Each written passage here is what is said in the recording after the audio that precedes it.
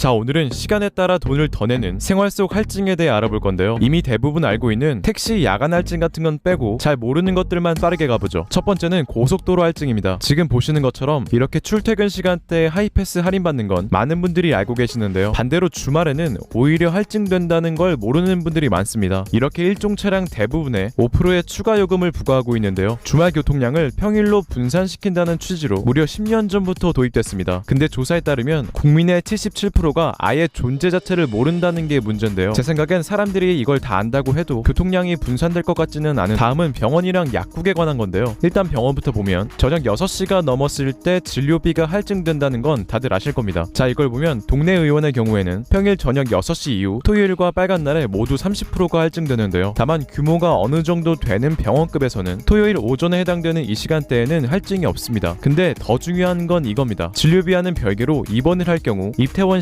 시간에 따라 50%나 할증될 수 있다는 건데요. 일반적인 경우에 입원 시간은 낮 12시부터 다음날 낮 12시를 하루치 기준으로 봅니다. 그래서 밤 12시에서 아침 6시 사이 새벽에 입원하거나 저녁 6시에서 밤 12시 사이에 퇴원 수속을 밟으면 입원료의 50%가 할증되죠. 혹시 가족 중 누가 입원할 경우가 생겼을 때 이 부분을 병원과 잘 얘기한다면 비용을 아낄 수 있습니다. 그리고 입원 기간에 따라서도 할증이 달라지는데요. 15일까지는 본인 부담률이 20%지만 16일째부터는 이렇게 5% 더 올라가니 이것도 알고 계시면 좋을 것 같습니다. 마지막은 약국인데요. 약국도 병원처럼 저녁 6시 이후나 토요일과 빨간 날에 30% 할증이 붙습니다. 근데 많은 사람들이 간과하는 게 있는데요. 바로 평일 야간에 해당되는 시간대가 저녁 18시부터 오전 9시라는 겁니다. 이 얘기는 아무 생각 없이 아침 8시 50분쯤에 접수를 한다면 할증이 된다는 얘긴데요. 보통 8시부터는 그렇게 이른 아침이 아니라고 생각하잖아요. 그래서 은근히 자주 있는 일이라고 합니다. 근데 이건 처방전을 내서 약사가 직접 조제하는 약에만 해당되는데요. 이렇게 미리 상품화되어 있는 일반 약은 할증이 되지 않습니다. 그리고 처방전이라고 하더라도 재료값이 아닌 조제료에만 30% 할증이 붙기 때문에 실제 할증되는 건 전체 약값에서 7에서 8% 정도예요. 그래서 본인이 부담하는 최종 금액은 추가로 몇백원 정도니까 할증 때문에 주말이라고 아파 죽겠는데 참는 사람 없길. 오늘도 짧은 영상 봐주셔서 감사합니다. 유익하셨다면 좋아요 부탁드릴게요.